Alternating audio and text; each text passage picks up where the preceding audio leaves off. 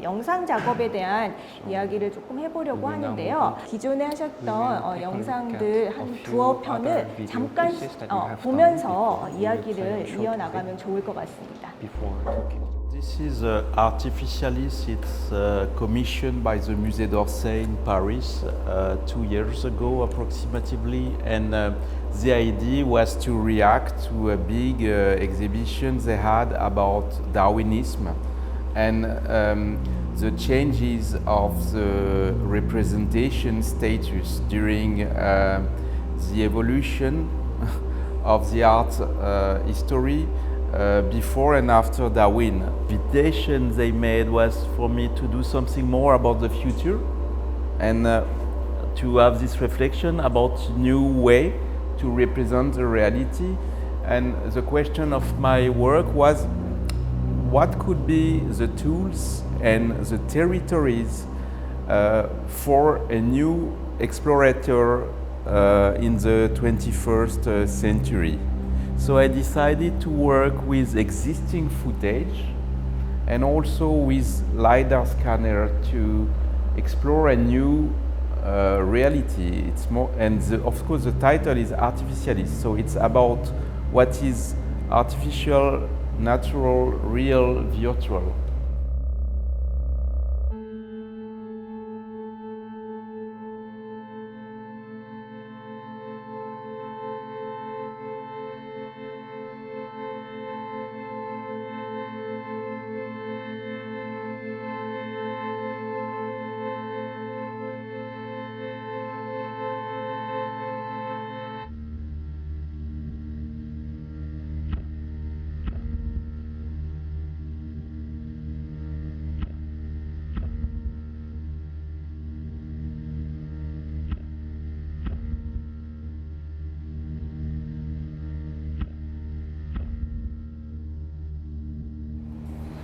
So the movie is a kind of new territory where we don't know exactly which part of the, and it was interesting of course because I've made this project during the lockdown, so it was also another way to work, because at this time of course not any travel were possible.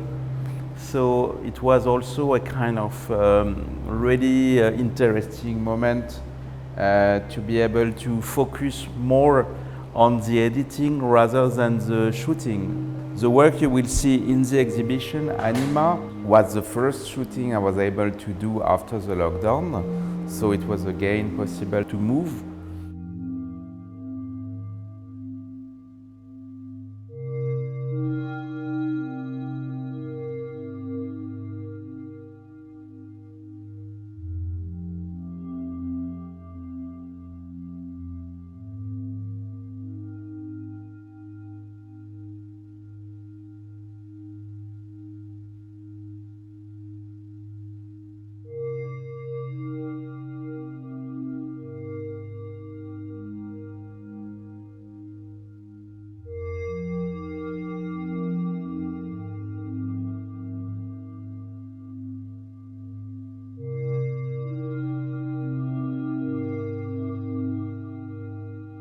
And for Artificialis, it's also the moment I start these double flowers. So they are like kind of flowers, new spaces of the future. 그라소 작가님의 영상이 몰입을 시키는 영상이라고 생각이 되는데 빨려 들어가는 것 같은 그런 몰입의 경험을 할 수 있게 해주는 작업이 아닌가 그런 생각이 들면서, 그럼 이제 우리 이 전시에서 보여드리고 있는 아니마라는 작업의 메이킹 필름을 좀 보도록 하겠습니다. La caméra elle-même est une espèce d'entité, de machine à laquelle on pourrait attribuer une intériorité, un fonctionnement propre.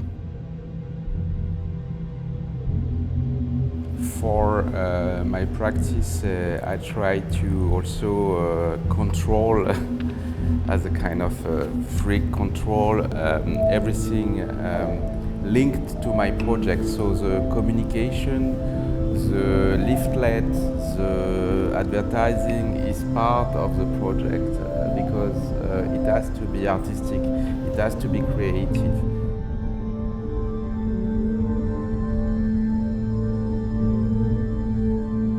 On voit aussi un pyrophone qui est un instrument qui produit du son à l'aide de flammes et de tubes de verre en mouvement. So the making of was also a very long process by deciding what to give, what to keep secret, what's a good point of view to explain and to give the access also to the fabrication of one project like that. Anyway, that's true. Even with just one picture, you can understand there is a team, we use a Steadicam, we are in a forest, and these are already important information. I was lucky enough to work with people from the cinema industry since the beginning of my film practice.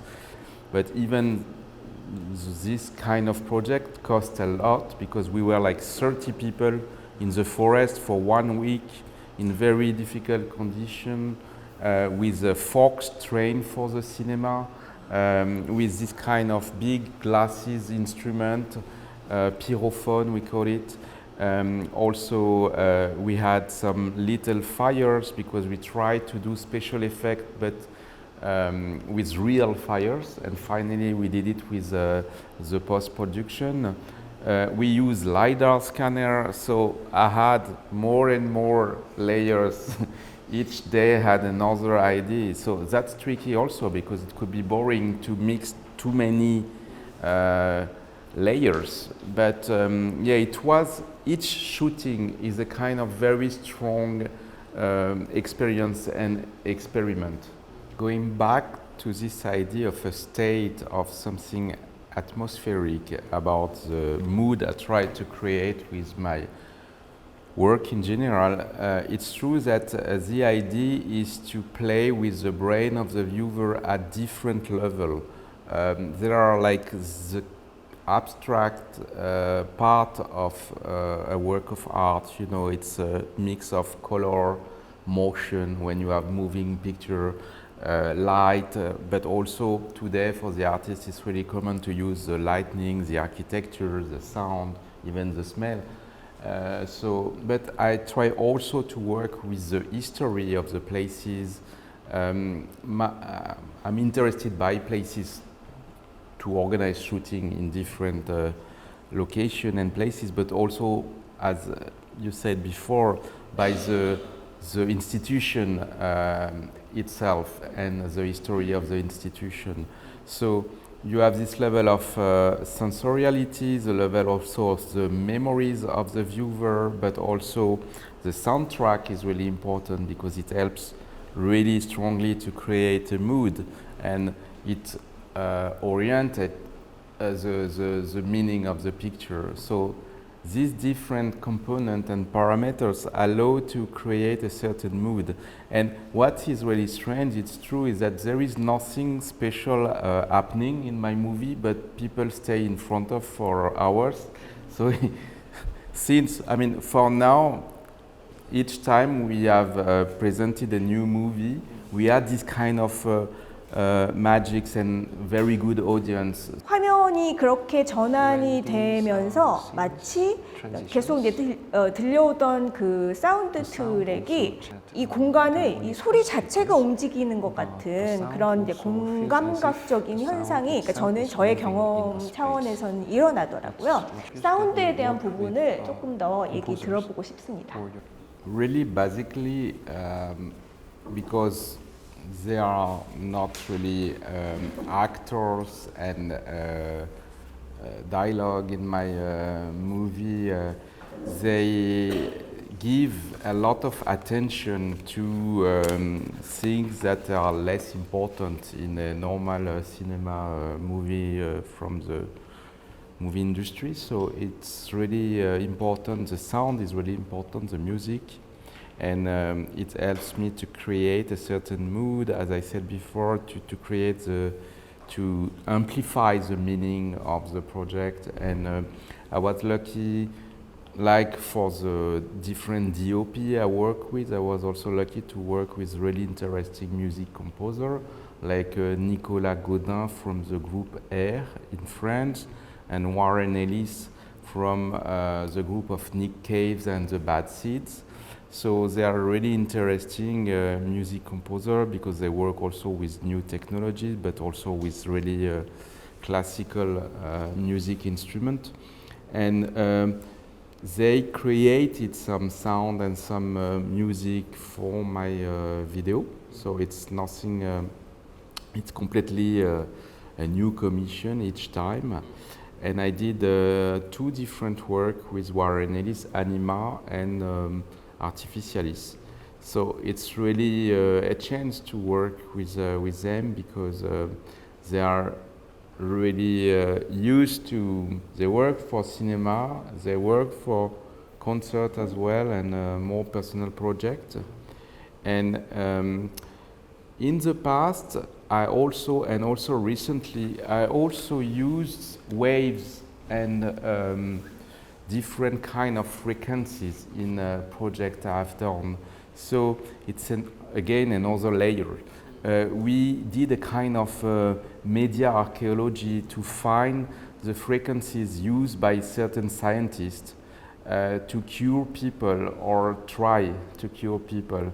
And in different exhibition projects I've done, I installed some artwork generating frequencies. So this is another part and very interesting because my work deals a lot with the invisible part of the world. So it's also a way to reflect this interest by really spreading frequencies and waves in the exhibition space and to expose the viewer to another kind of artistic material.